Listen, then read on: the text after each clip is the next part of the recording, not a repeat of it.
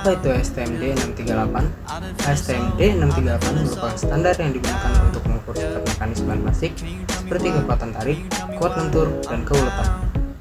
Standar ini dikeluarkan oleh American Society for Testing and Materials guna menjamin kualitas keamanan dalam pengaplikasian bahan plastik. Selanjutnya, metode pengkondisian.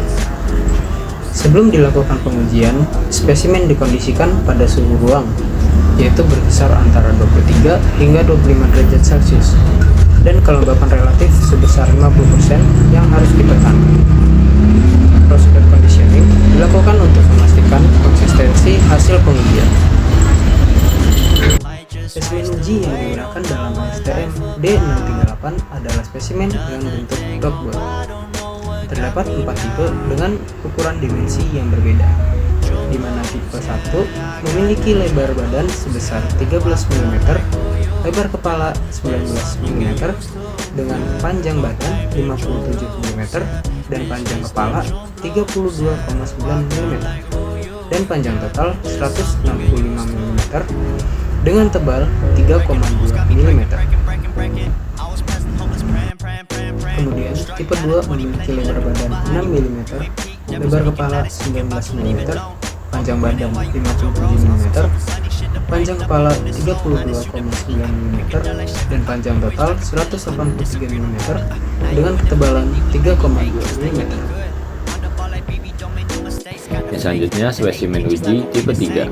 Untuk lembaran tipe 3, lebar badannya yaitu 19 mm, lebar kepalanya yaitu 29 mm, lebar badannya 57 mm, panjang kepala 67,4 mm, dan panjang totalnya 246 mm.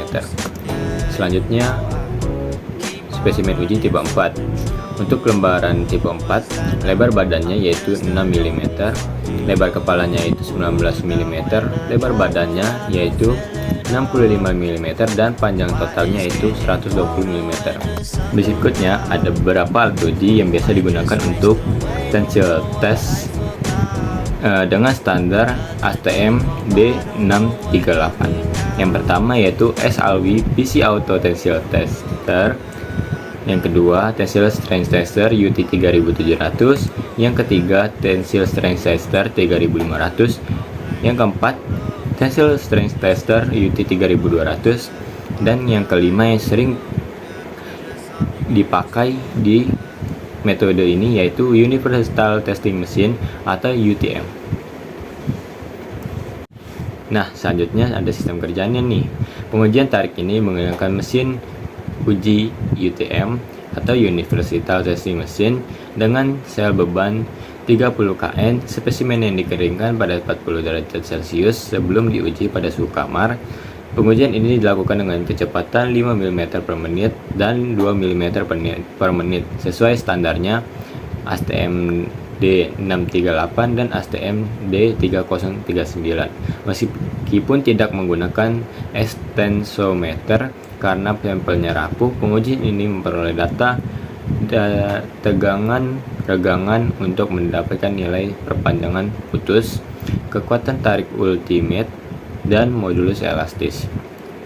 UTS ditentukan dari beban maksimum saat patah, sedangkan IM dihitung dari kemiringan daerah elastis linear dari kurva tegangan regangan.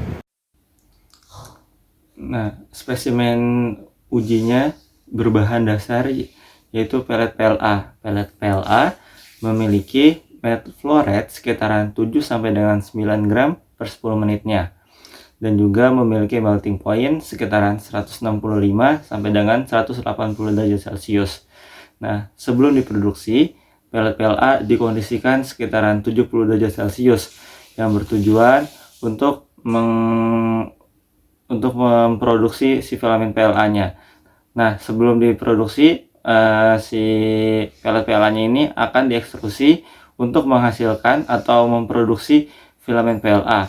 Setelah diproduksi, maka filamen PLA ini akan jadi dengan ukuran yang diinginkan, yaitu di sini dengan ukuran 1,55 mm. Nah, setelah jadi hasil filamen PLA-nya ini akan dicetak melalui printer FFF atau kayak printer 3D. Nah, dan setelah dicetak ini, si spesimen ujinya ini akan dibuat dua model, yaitu raster 0 derajat dan raster 90 derajat, yang bertujuan untuk mengetahui apakah ada perbedaan sifat mekanik ketika si rasternya ini berbeda. Dan setelah itu sudah jadi spesimen ujinya, dan di bawah ini adalah contoh dari hasil spesimen uji yang sudah melakukan ASTM 638 tipe 1. Setelah kita melakukan uji tensil test, maka data yang didapatkan yaitu pada raster 0 derajat dan 90, maka hasil yang terbaik yaitu pada raster 0 derajat, di mana di sini ada pada grafik A yaitu ultimate tensile strength, yaitu hasil yang bagus yaitu pada 0 derajat, dan juga pada elongation at break, yaitu yang bagus hasilnya itu pada raster 0 derajat juga, dan juga pada grafik C yaitu elastic modulus, hasil yang bagus yaitu pada 0 derajat. Maka dapat disimpulkan untuk pengujian tensile test ini, hasil yang bagus atau kita akan menggunakan metode yang bagus yaitu pada raster 0 derajat. Pada gambar A yaitu raster 0 derajat, dan pada gambar B yaitu raster 90, di mana di sini terlihat bahwa hasil yang baik yaitu pada raster 0 derajat.